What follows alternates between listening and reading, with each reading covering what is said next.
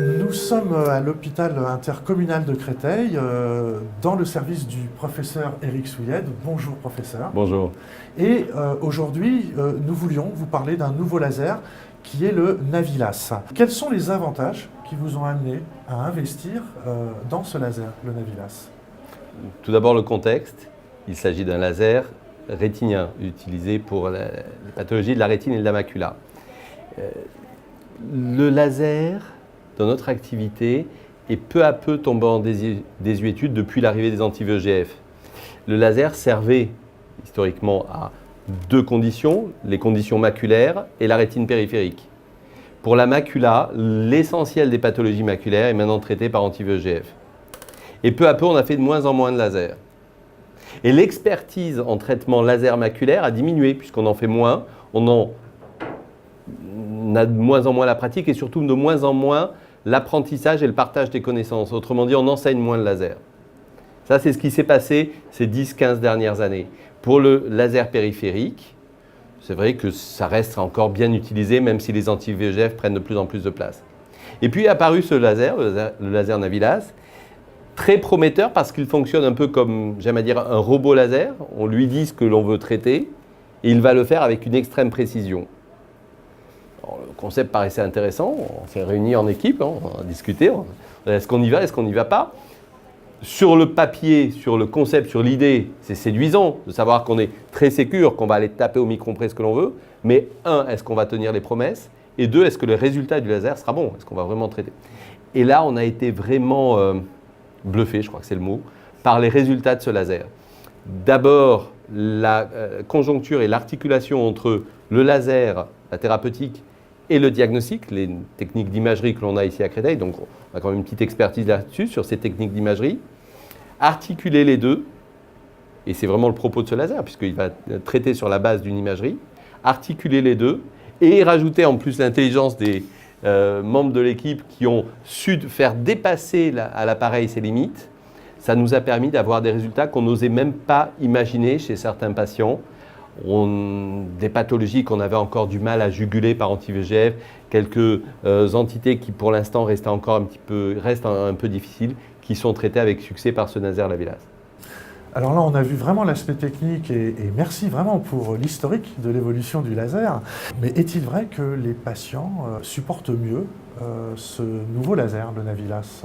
On a l'impression que c'est vraiment un point qui est très important. Oui, ça a été un des premiers retours de Francesca et d'Alexandre de revenir vers nous en disant les patients ont moins mal.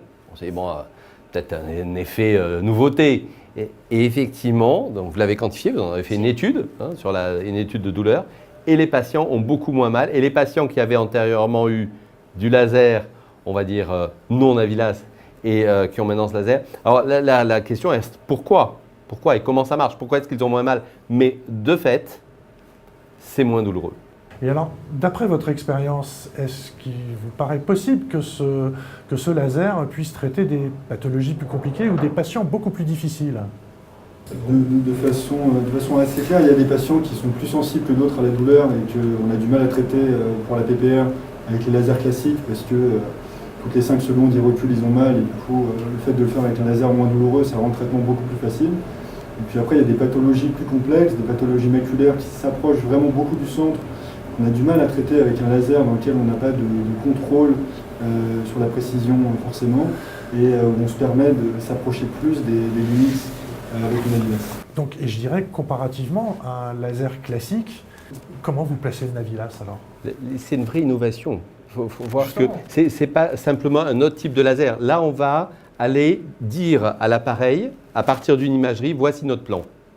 Voici ce que l'on veut faire. On prend une image, on lui dit une image du patient, la rétine, voilà ce que l'on veut faire, et l'appareil va ensuite aller regarder l'œil, faire la corrélation entre l'œil et l'image. Et ce qui est très fort, c'est que vous avez fait des images hybrides, composites, avec des fois de la fluo, des fois de l'OCT angio, et il reconnaît tout cela à partir de l'œil du patient. Et une fois qu'il a reconnu, il va aller traiter exactement ce que l'on a voulu à partir de l'imagerie. Donc il y a une intelligence là-dessus qui est vraiment nouvelle, qui nous apporte quelque chose. Encore une fois, j'insiste sur le résultat, parce que ça aurait pu être un gadget très sympa, mais à la fin, la vraie question qu'on a eue au tout départ, c'est comment sera le patient dans un mois?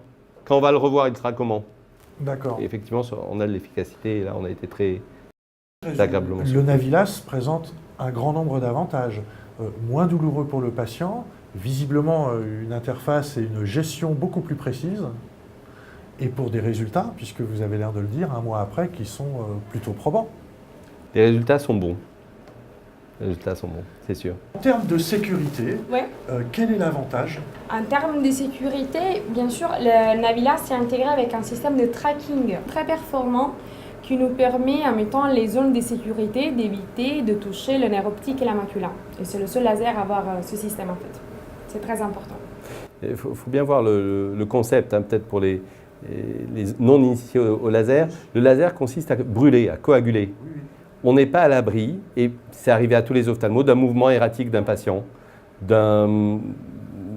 qui bouge et d'un impact qui va là où il ne faut pas. Et l'avantage de ce laser avec le eye tracking, c'est justement de pouvoir définir des zones qui, quoi qu'il arrive, ne seront jamais touchées. En termes de safety, c'est vraiment un plus.